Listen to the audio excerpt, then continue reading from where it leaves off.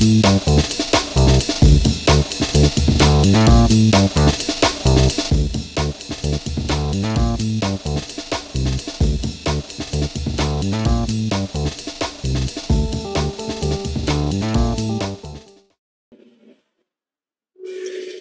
что ж, здравствуйте, дорогие друзья. Рад вам сказать это в очередном нашем утреннем эфире, который выходит в режиме прямой трансляции на канале «Аспекты Башкортостана» в Ютубе, а также в Телеграм-канале. Сегодня четверг, 19 июня 2025 года. И, можно сказать, текущая неделя перешла за половину, равно как и первый летний месяц перешел за половину. Таким образом, время неумолимо идет, уходит, я бы даже сказал. Вот. Но это не значит, что мы не должны каким-то образом анализировать события, интерпретировать их, давать оценку, делиться собственными впечатлениями. Но для этого у нас, благо, все есть, есть все возможности, я имею в виду. Поэтому напоминаю про чат наших трансляций, где всегда с большим удовольствием жду ваших реакций и некоторые из них зачитываю для того, чтобы подогреть градус наших дискуссий, дорогие друзья. Традиционно мы начинаем для затравочки с новостей в стране и в мире, что, собственно, предлагаю сделать здесь и сейчас, не отходя от кассы. Итак, по итогам среды, что мы имеем? Дональд Трамп не поддержал в состоявшемся накануне телефонном разговоре предложение Владимира Путина, чтобы Россия выступила посредником в конфликте вокруг Ирана. Как передает канал Fox News, президент США, по его словам, ответил: «Сделайте мне одолжение, выступите посредником сначала у себя. Давайте сначала разберемся с Россией, а этим можете озаботиться позже». Президент США отказался сообщить, принял ли он решение о военном вмешательстве США в Иране. «Я могу это сделать, я могу этого не сделать», – заявил он. По словам Трампа, Тегеран обращался к США с предложением о переговорах. Ранее канал ABC News со ссылкой на источники Вашингтонской администрации сообщил, что США могут присоединиться к военной операции Израиля против Ирана в ближайшие 2 суток. США отправляют еще один, третий по счету авианосец на Ближний Восток, сообщает CNN со ссылкой на американского чиновника и 2 других осведомленных источника. Авианосец Джеральд Форд оснащен 2 ядерными реакторами и 4 системами ПВО. На его борту могут разместиться до 90 самолетов и вертолетов и более чем 4000 человек. Израильские военные самолеты уничтожили штаб-квартиру службы внутренней безопасности Ирана. Об этом заявил министр обороны Израиля Кац. Ранее сообщалось об ударах по производству центрифуг для обогащения урана в Тегеране.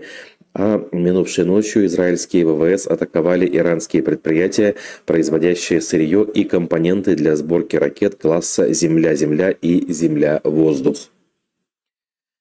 Первый день проведения Международного экономического форума в Петербурге в городе пропал мобильный интернет. Как объяснили фонтанки в местном комитете по информатизации и связи, эти меры необходимы для обеспечения безопасности проведения мероприятий. Медиазона пишет о массовых отключениях мобильного интернета в июне в десятках регионов России. Российский миллиардер Карапетян обвинен в Армении в публичных призывах к захвату власти. Следственный комитет Армении направил в суд ходатайство о его аресте, сообщают местные СМИ со ссылкой на адвоката. Накануне в доме Карапетяна в Ереване прошел обыск. Миллиардер не признает вину, но он был задержан. Народная артистка России Н. Тинякова умерла в возрасте 80 лет. Она работала в МХТ имени Чехова с 1988 года. Много снималась в кино, наиболее известна по роли в кинофильме Владимира Меньшова «Любовь и голуби». Как сообщили в театре, Тинякова будет похоронена на Московском Троекуровском кладбище рядом с мужем Сергеем Юрским. Таковы были новости по итогам среды 18 июня 2025 года. Вижу ваши приветствия и пожелания мира во всем мире и душевного равновесия, дорогая наша Клара Целкина. Ну и все остальные ваши сообщения с пожеланиями доброго утра также радуют душу и, конечно же, очень ценны. Ну что ж, все это мы видим по итогам вчерашнего дня. И, конечно же, события вокруг Ирана так или иначе откликаются, в том числе и на событиях в Башкортостане. Ну вот, например, десятки туристов из Уфы не могут вернуться домой уже несколько дней, как минимум 4. Об этом писали, например, в издании «Уфа-1».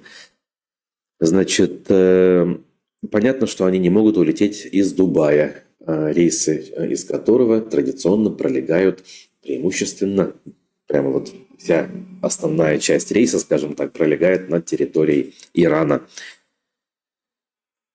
Уфимец Николай заплатил за тур в Шарджу, ну это Дубай по сути, 160 тысяч рублей. Успешно отдохнув, он 14 июня вместе с другими пассажирами собирался полететь прямым рейсом домой. Однако к этому времени Иран и Израиль начали ракетную дуэль. Перед авиакомпаниями встал выбор – облетать или отменять. Выбрали сначала первое, но потом второе. По словам Николая, пассажиров разместили в гостинице, но оттуда нужно выселяться каждый день в 15:00, а в 20:00 заселяться вновь. Он говорит, что люди обращались к своему туроператору Fund and Sun, но он игнорировал их просьбы и не отвечал на вопросы.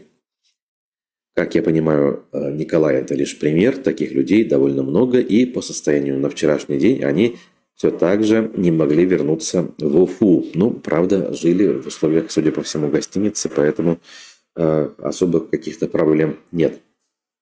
Надолго ли отмена этих рейсов? Не решатся ли авиакомпании из Дубая все-таки продолжить полетную программу, пусть и в обход? Это пока вопросы открытые. Но, с другой стороны, рассчитывать на то, что это может закончиться буквально в считанные дни, мне кажется, было бы довольно наивным. Хотя нельзя исключать, знаете ли, и оптимистичный сценарий, что закончится в короткие сроки, причем с благоприятным исходом. Я думаю, что вы прекрасно понимаете, что я считаю благоприятным исходом. Об этом мы говорили с вами уже на одном из наших эфиров в начале этой недели. Таким образом, наблюдаем, как говорится, и ждем результата. На этом фоне опять-таки интересно было посмотреть на новость из США, которые сообщают, что, дескать, Путин попросился посредником в этой истории. Ну, в этом случае Трамп, мне кажется, ответил ему вполне разумно, если это действительно было. Вы сначала разберитесь в своих проблемах, а уж потом лезьте с посредничеством в другие вопросы. Тем более в такие вопросы, где Москва, по сути, заинтересованная сторона. Ведь Москва тесно сотрудничает с иранским режимом в Тегеране на сегодняшний день. Взять хотя бы массовые поставки в начале, а потом массовое производство иранских беспилотников, которые известны под брендом «Шахед», а у нас они имеют шильдик «Герань-2» и выпускаются на том самом пострадавшем недавно заводе в Татарстане. Соответственно, ожидать беспристрастного посредничества от ближайшего международного партнера Тегерана в лице Москвы, в лице Кремля было бы наивным. И Трамп, в общем-то, сделал то, что должен был сделать. А Азат нам сообщает, что у них несколько сотрудников живут в Израиле, сидят по подвалам, связи часто нету. Ну, я думаю, что ни для кого не секрет. Достаточно у каждого так или иначе каких-то знакомых, кто живет в Израиле.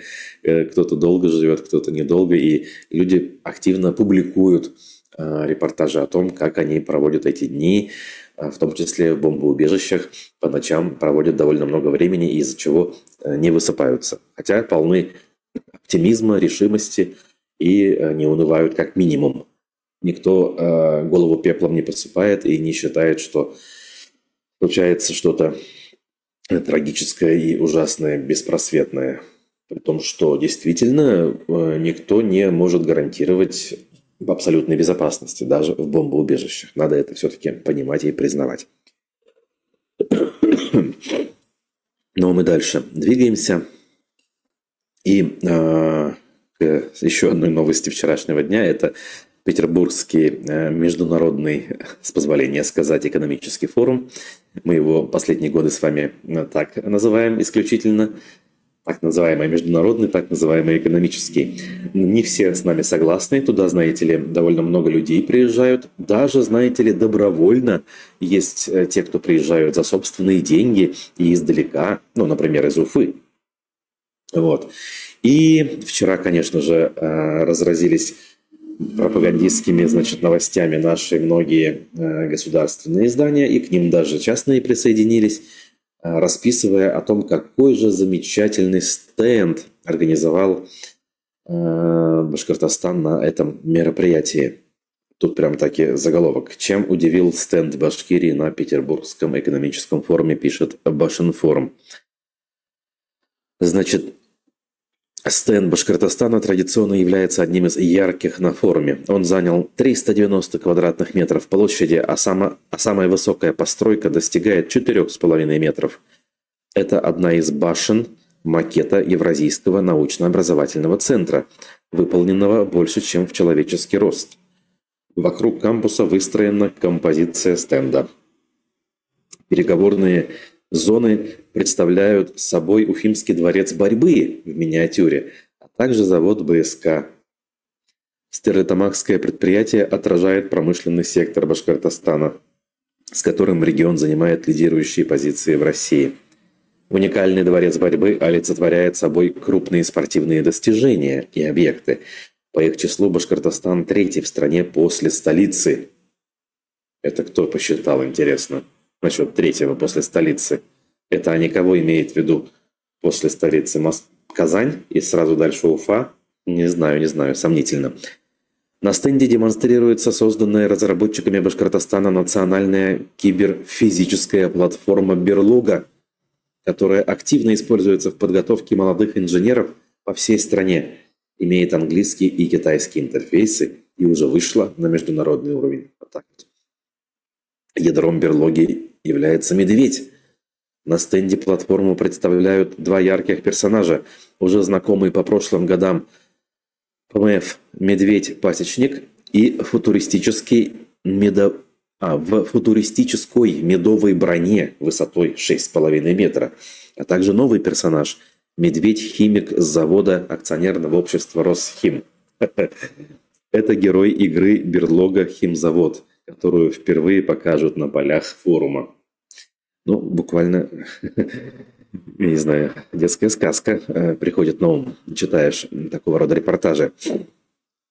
По задумке организаторов, маскоты символизируют душу Башкортостана, гостеприимного и динамично развивающегося края, где собирают лучший в мире мед.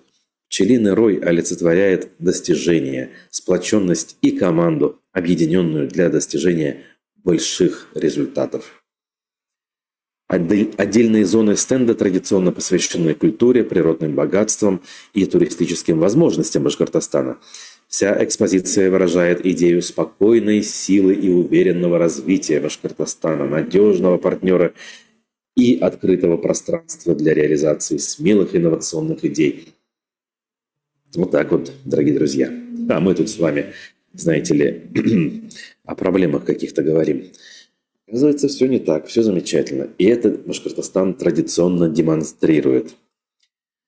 Уфа-1, например, пишут, что на форуме выстроилась очередь за футболками фабрики из Башкирии. Вот так вот.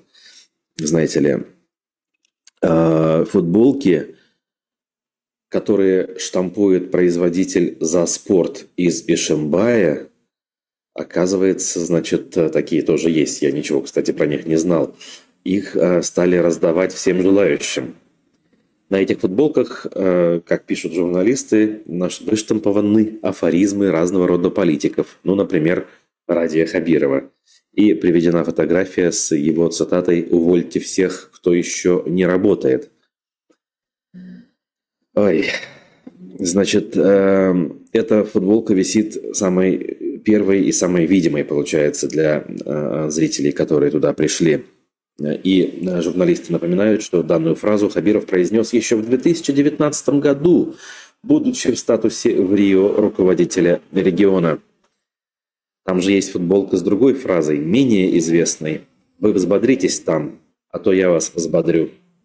Знаете, вполне известная в первый год в качестве пиара эту фразу люди Хабирова и кто активно использовали. Ну, например, небезызвестный ныне иностранный агент Ростислав Мурзагулов применял эту фразу. Ну, в общем, кому что. За халявой, конечно же, всегда найдутся охочие люди и выстроятся в очередь, даже если им совершенно не нужно то, что раздают. Но, с другой стороны, может быть, действительно есть там люди, кто имеют отношение к республике и захотели бы как-то, значит, приобщиться, да, к республике благодаря футболкам с надписями о республике. Но они пишут, что, кстати, не только хабировские цитаты на этой одежде использованы, но и цитаты некоторых федеральных политиков.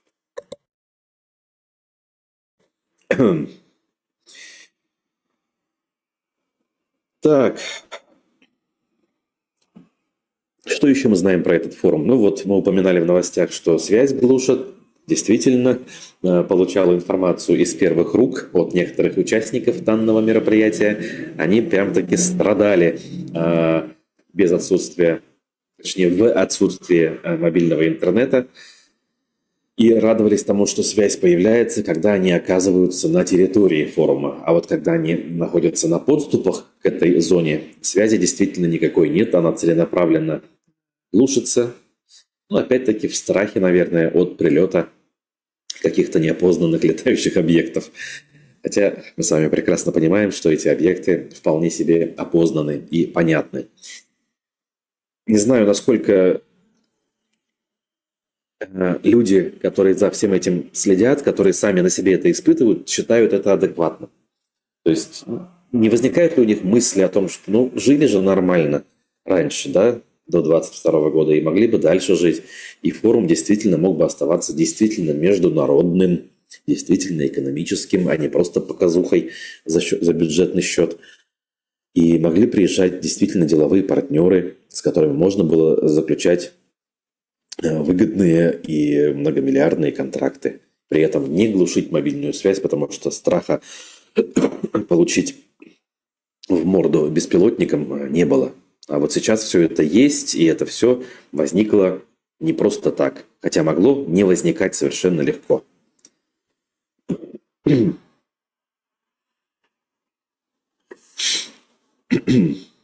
О, прекрасно, Стобабовна нас возвращает к фразам Хабирова.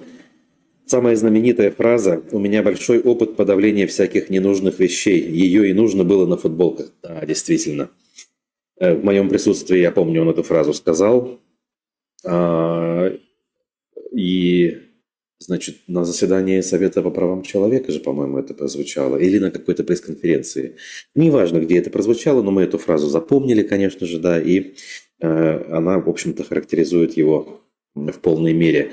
Как и продолжение такого рода высказываний, где он всякий раз подчеркивал, что является верным пехотинцем Путина. Правда, он слово «пехотинцем» не использовал, но смысл именно был такой. И не хочет краснеть перед президентом, это он говорил и не раз. И всякий раз подчеркивал, что именно президент, его начальник, его работодатель важнее всего для него при принятии управленческих решений, но никак не воля собственного народа, избирателя, который, по сути, должен быть для него истиной в последних инстанциях. Опять-таки, не будем наивными, не те условия сейчас, чтобы ждать отчетности губернатора перед народом. Система совершенно иная и умышленно иным образом она выстроена. Здесь наивности никакой быть не может. Так, какой нынче курс эскортниц на форуме? Санкции повлияли, пишут ведомости. Ну, вчера весь интернет смеялся по поводу видеоролика Ксении Анатольевны Собчак, которая задалась похожим вопросом, обнаружив отсутствие представительниц древнейшей профессии на этом мероприятии. Но некоторые посоветовали обратить ей внимание на зеркало для того, чтобы, значит, обнаружить таковых. А кто-то написал о том, что все-таки именно в этом главная недоработка организаторов. Зеркал недостаточно поставили. Я бы не был столь категоричным.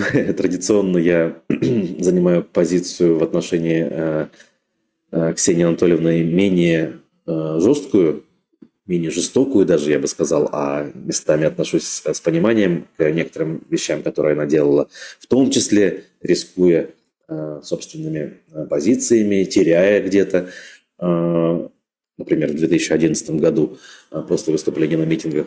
Но в последнее время, конечно, да. В последнее время не в ту сторону все это движется. Ладно, это, в общем, не суть важно. Ждем громогласных отчетов от башкортостанских источников о том, какие замечательные договоры и многомиллиардные контракты подписаны, и как теперь все будет замечательно благодаря этому. Ждем, как говорится, и завтра отчитаемся тоже. А пока дальше идем.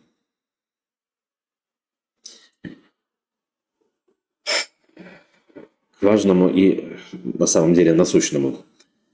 В Уфе состоялось очередное заседание по уголовному делу нашей замечательной землячки и активистки Ольги Комлевой.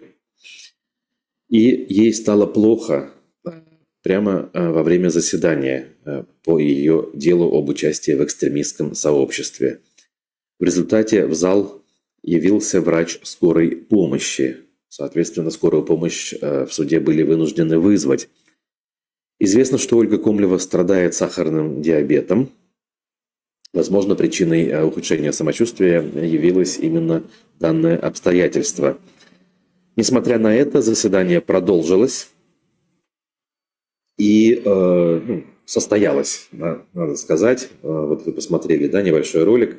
Сочувствующие Ольге Комлевой ребята всегда есть в зале суда, и несмотря на то, что заседания идут в закрытом режиме, им удается ее встретить в коридорах суда, каждый раз сказать несколько слов поддержки, заснять видео. Некоторые из этих роликов нам тут же присылают, и мы их публикуем у себя в ресурсах, в YouTube-канале и в других каналах. Напомню, пользуясь случаем, что у нас есть Инстаграм, который развивается не по дням, а по часам, а также ТикТок, который не менее также быстро и стремительно развивается не по дням, а по часам. Подписывайтесь. Ольга Комлева давно уже под уголовным делом, я на всякий случай вам напоминаю, и, соответственно, ничего хорошего ожидать от данного суда не приходится. Вот. И я уже не раз говорил, что на самом деле хотелось бы скорейшего завершения этого процесса для того, чтобы уже определиться, да, чтобы стало ясно, что приговор вынесен, и, не знаю, быстрее можно было бы ей оказаться в потенциальных каких-то обменных списках, если такие формируются, и все-таки хочется верить, что они формируются. На фоне того, как все-таки какие-то переговоры Россия, Кремль проводит с американской администрацией, хочется верить, что эта самая американская администрация, несмотря на ее непредсказуемость по многим вопросам, по данной теме все-таки какие-то действия предпринимает. Самому Трампу, конечно, плевать, да, на все, и он ни о каких политзеках, конечно же, не беспокоится, он это демонстрирует публично и открыто. Но ведь там есть рядовые какие-то дипломаты, которые, я надеюсь, эту работу все-таки проводят. Вот.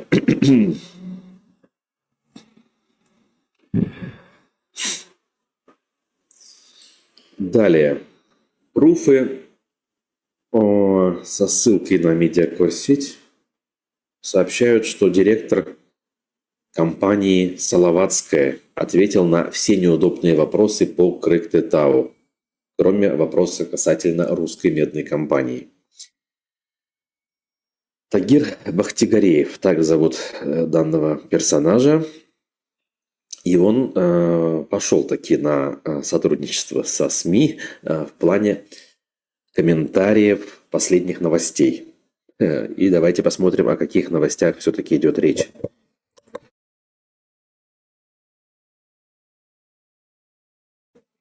Значит, Сами пруфы ранее сообщали, что Росприроднадзор вынес предостережение компании Тагира Бахтигареева. Мы об этом с вами тоже говорили, да? Действительно, Росприроднадзор возмутился некоторыми действиями ООО «Салаватская» в ходе геолого-разведочных работ на Кыргыз-Тау. Директор Салаватского сообщил, что на данный момент компания выполнила требования о постановке на учет, о чем свидетельствует внесение сведений в Государственный реестр объектов негативного воздействия на окружающую среду. Это произошло буквально недавно, 29 мая 2025 года. Относительно платежей представитель уточнил, что они вносятся по итогам прошедшего года, а поскольку в 2024 году компания не вела хозяйственную деятельность, оснований для внесения платы не было. При этом компания своевременно подготовила и сдала нулевую декларацию в Южноуральское межрегиональное управление Росприроднадзора. Это, видимо, была вторая претензия, что, дескать, они не вносили плату за нанесение ущерба природе. На вопрос медиакурсети о количестве новых рабочих мест и уровне зарплат при строительстве комбината Тагир Бахтигареев пояснил, что на текущем этапе ведется только геологоразведка. Он подчеркнул, что вопрос о конкретных рабочих местах станет актуальным на следующем этапе при подготовке к строительству горно-обогатительного комбината, если запасы меди будут подтверждены.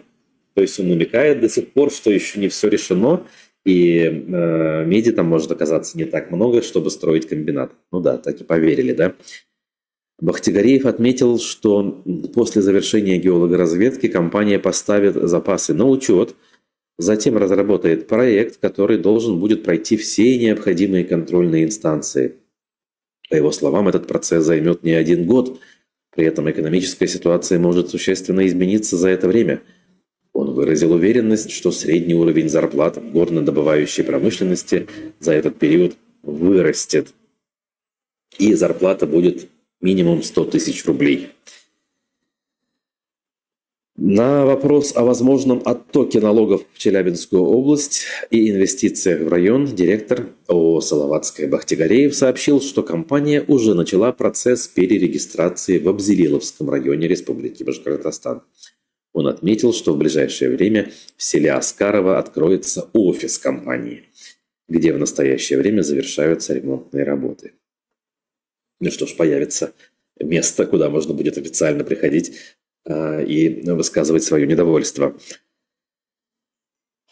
Ну и дальше он отчитывается, что несмотря на все вот эти сложности и на то, что пока идет только геологоразведка, уже начали вкладываться в Абзелиловский район. Вот удивительно, да? С одной стороны он говорит, у нас никакой деятельности, у нас нет никаких прибылей, мы только ведем геологоразведку, но при этом у них деньги на то, чтобы вкладываться в район, есть. Откуда?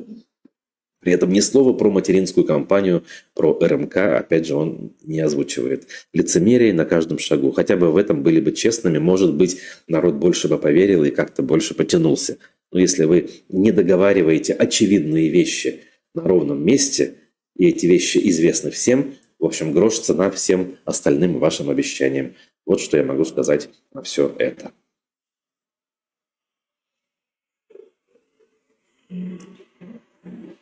Спасибо, Азат, за пожелание здоровья. На самом деле, я уже все вроде бы, но вот с утра тут у меня небольшой сквознячок, чтобы слишком жарко не было, и иногда возникают вещи. А так, в целом, все нормально. Спасибо.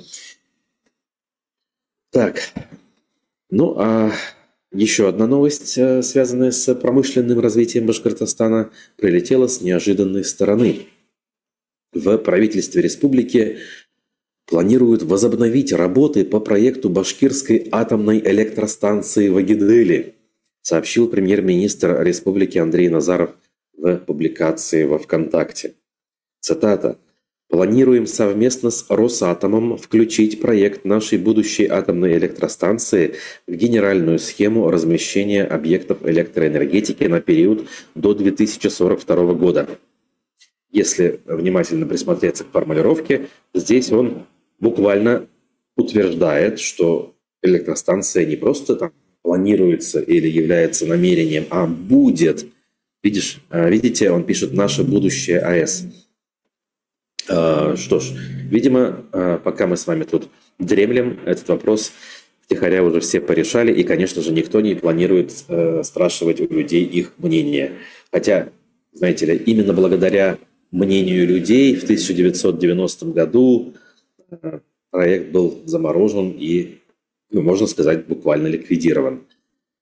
На фоне опасений граждан тогда еще Советского Союза по поводу безопасности атомной энергетики. Эти опасения были не беспочвенны, мы прекрасно помним, как в 1986 году случилась авария на Чернобыльской АЭС.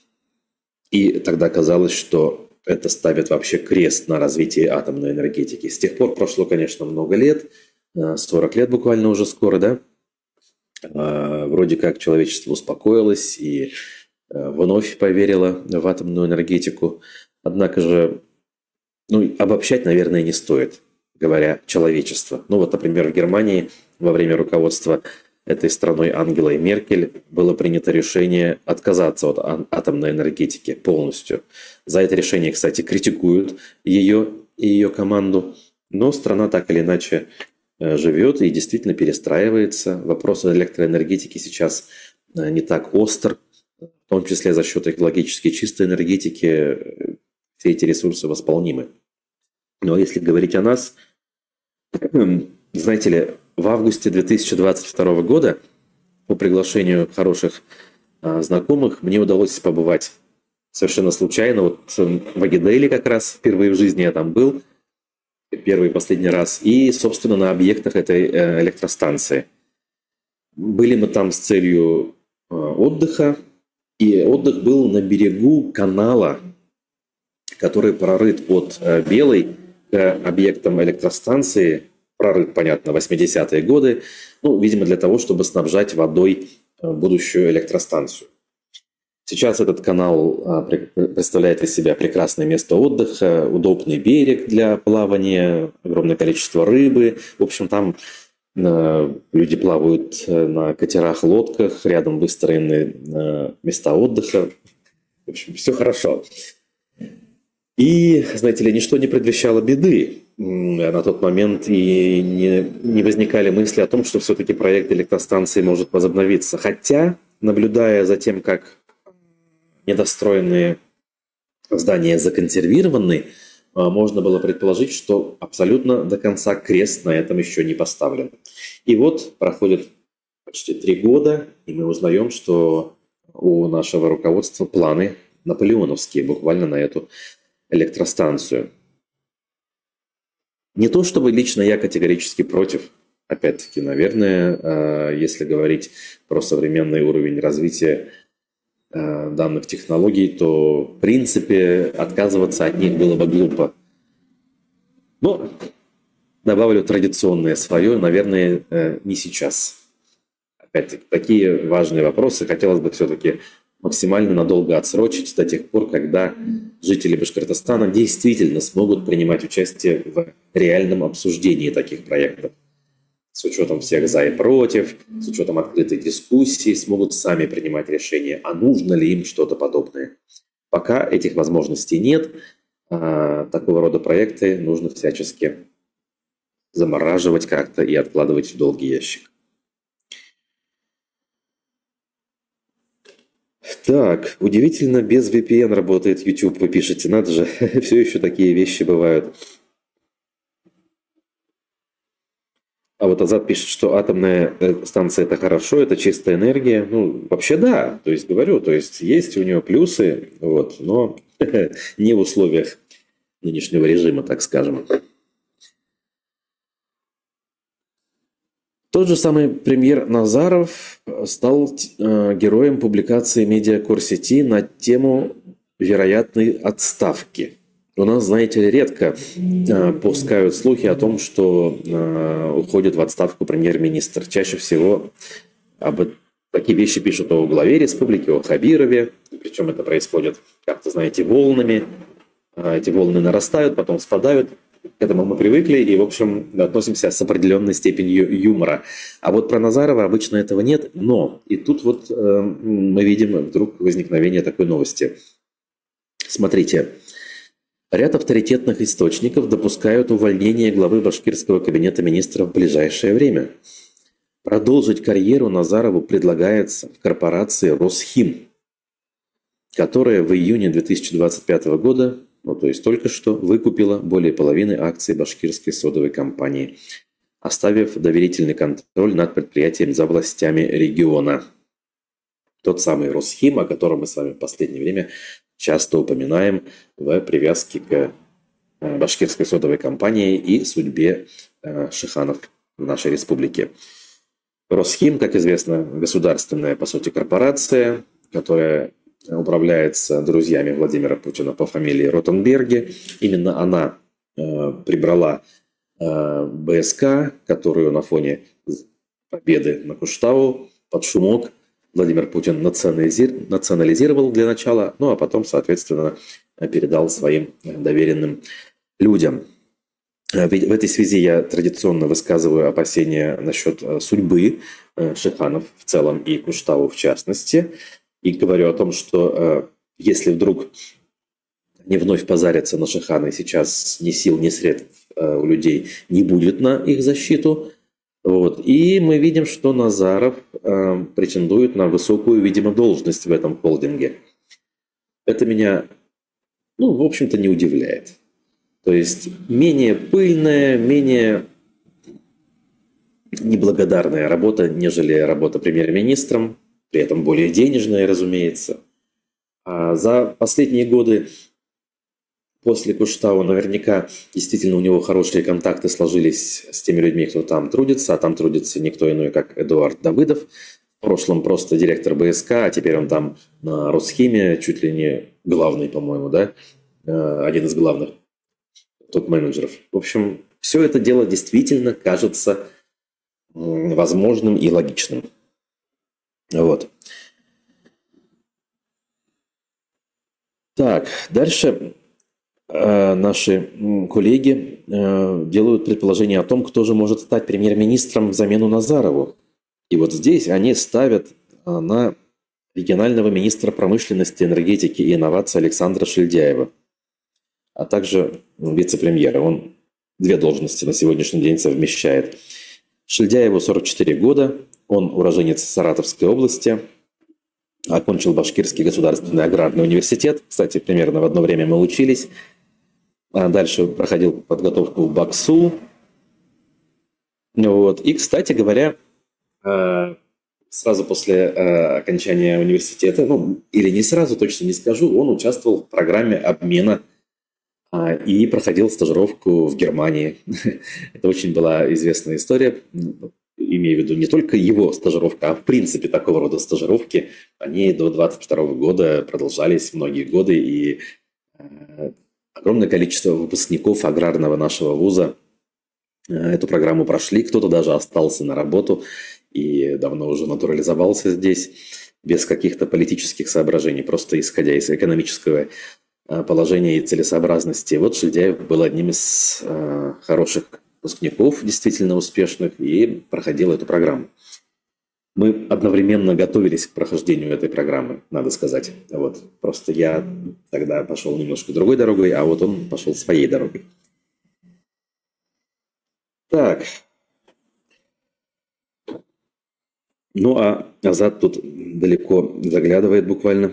Мавлиев станет главой республики в этом режиме? Вопрос, если Хабирова уберут. Да нет, ну Хабирова кто будет убирать? Мы говорим сейчас про Назарова. Хабиров нет. Хабиров очень нужен Кремлю на этой позиции и всех устраивает. Ой, и Клара училась... вы учились в Баксу с 2001 по 2004. Мы-то учились с 99 по 4 в БГАУ. В Баксу я проходил программу переподготовки в 2017-2018. Буквально вот накануне прихода значит, на «Эхо Москвы». И в моей группе были тоже люди, кто впоследствии стали получать новые карьерные предложения. Один из заместителей Мавлиева из Нефтекамска был моим однокурсником. Нынешний директор молодежного театра был однокурсником. Любопытно, есть что вспомнить, как говорится.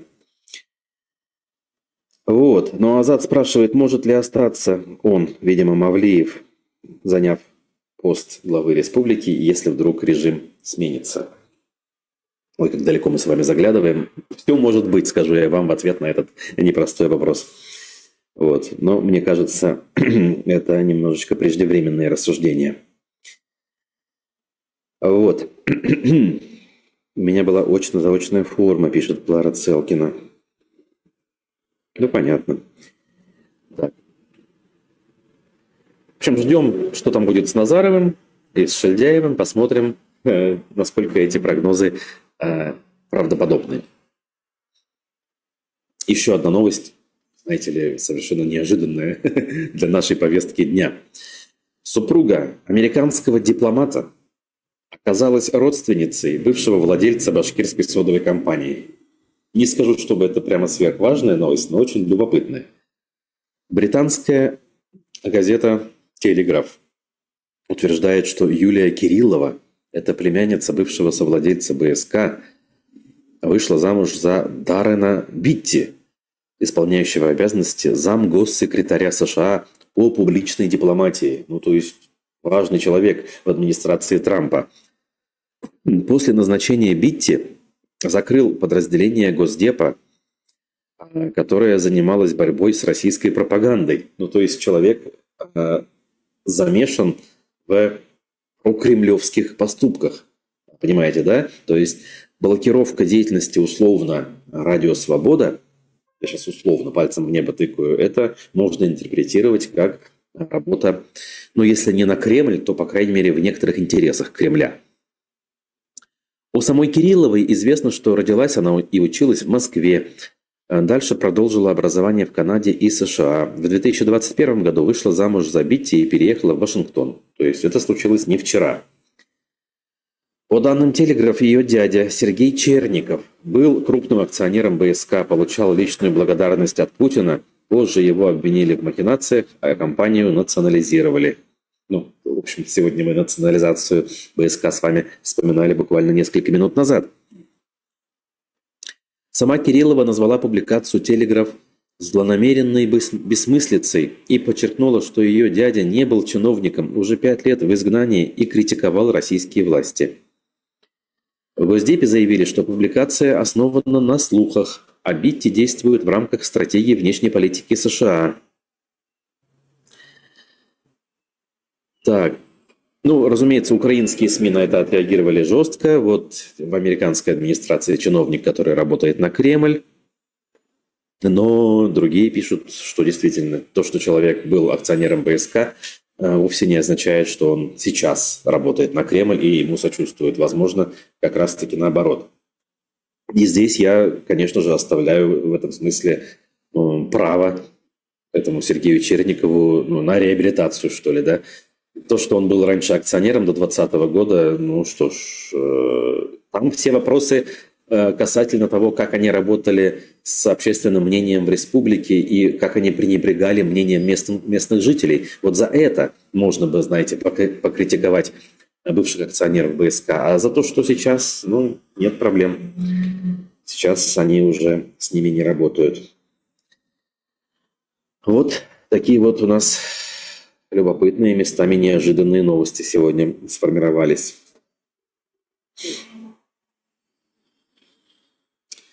Руслан Гельманов пишет по поводу атомной электростанции. Печальная новость. Не разобрали в свое время ее, как на Камских полянах в Татарстане. Ну, исходя из того, что я видел собственными глазами, там, конечно, кое-что растащили. И, наверное, если строить будут, то придется вот эти железобетонные конструкции, которые имеются, по большому счету, разбирать и заново строить.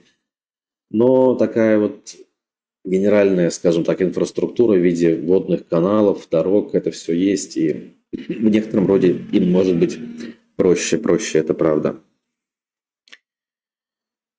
Вот, 100 Бабовна пишет, что у Черникова отжали пакет БСК. Да, конечно. То есть он в некотором роде жертва даже, жертва режима нынешнего кремлевского. Поэтому говорить о том, что он сотрудничает с Кремлем, наверное, все-таки было бы слишком самоуверенно и предвзято. Впрочем, ладно, как говорится, нам бы их проблемы, да? Вот. Спасибо, друзья, за проведенные сегодня вместе с нами почти 50 минут. Я буду закругляться, желать вам хорошего и максимально безопасного дня. Не забудьте, пожалуйста, про лайки, не забудьте про комментарии, это очень важно. Я напомню о том, что беспокойство о том, что количество зрителей у утренних эфиров стало меньше, оно никуда не пропало. Ответы некоторые от вас пришли, но их недостаточно. Давайте еще на эту тему подумаем. Или, может быть, предложим руки к тому, чтобы все-таки стало больше наших зрителей из тех, кто смотрел нас раньше, а может быть, кто-то новый присоединится. Ведь количество подписчиков-то растет. Вот. Поэтому лайки ваши вот эти нужны хотя бы для того, чтобы именно продвигать количество просмотров и зрителей. Комментируйте просто так, даже несколько слов можно написать, даже совершенно бессмысленных. Это имеет значение. Вот. Поэтому еще раз всем спасибо и до встречи завтра.